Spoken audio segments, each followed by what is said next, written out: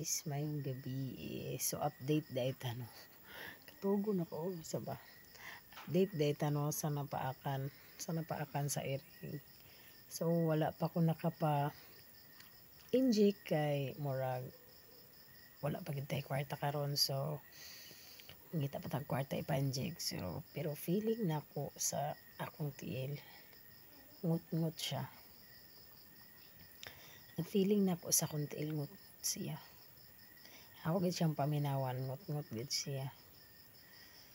So hinauton ta nga ugma okay na ni dili na ni magngut-ngut. Ginoo ko, problema.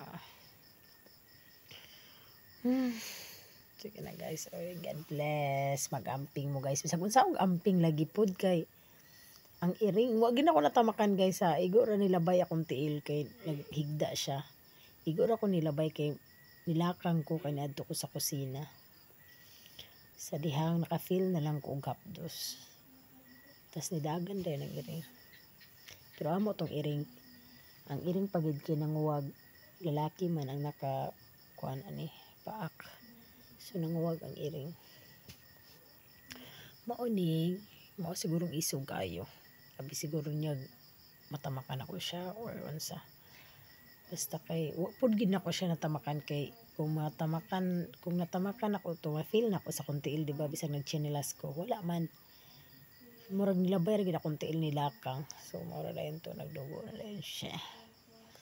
So mura ta tong update guys. So nauton ta nga dili ko hilantan pero mura ko gitugnaw. Pero normal siguro kay marag tugnaw karon. Dili man pod labad akong ulo, pero mura ko gitugnaw. So, mura na update sa atong mga life nga napakag-iring pastilan Ginoo. Na no, nahigda na ko. Pero wala pa ko nagmuskit ako ranking ana unya na ko magtawod og tinuod jud. So mara to guys, hinauton to nga ma-okay ra ni dili ta hilantan og ang iring pod okay ra. Kay naapoy nag-advise sa ako nga napaakan po daw yung anak tapos magpa-inject sila. So pero giingnan sila sa doktor nga kuan panid-an ang iring.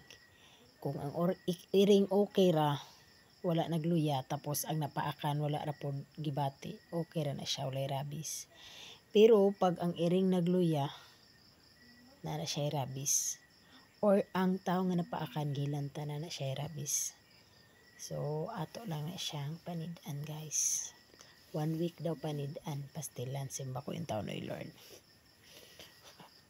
Simba ko yung taon Lord. So, maura to guys. God bless.